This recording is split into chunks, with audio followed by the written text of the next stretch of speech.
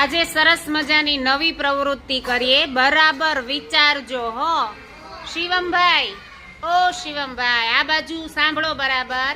હું થોડાક શબ્દ વાંચીશ, તમારે વિચારવાનું છે કે આ શબ્દમાં જો હ આવતો હોય આગળ પાછળ વચ્ચે, હેમાંશીબેન, તો હ આવે તો તમારે તાળી પાડવાની છે, અને હ ન આવે તો તમારે ચપટી વગાડવાની છે. Okay, ready? ચાલો. હરણ, ઝડપ. જો તાળી પાડી કોકે. વિચારો બરાબર, ઝડપમાં હરણ આવે જ નહીં, હ આવે જ નહીં. વાદળ, વાઘ, હરખ, વાહ, બળદ, ઝબક, હવન, ઈયળ, બળ. કોણ તાળી પાડે છે? સાંભળો નયનભાઈ, બળમાં હ આવ્યો તો કેમ તાળી પડી?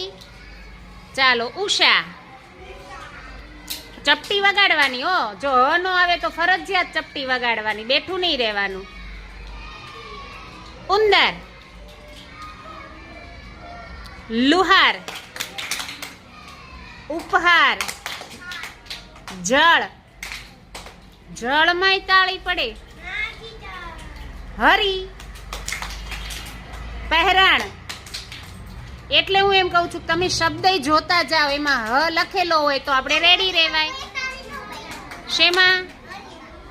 હરીમાં. ચાલો ફરી વાર. હરી,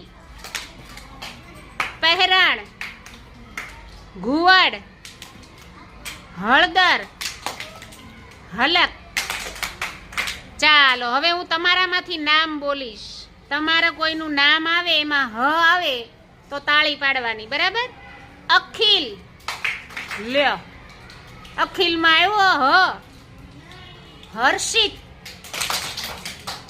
ગૌતમ, પલક, હેતવી, હેમાંશી, પાર્થ. લ્યો, પાર્થમાં તાળી. નિધિ, હિરેન.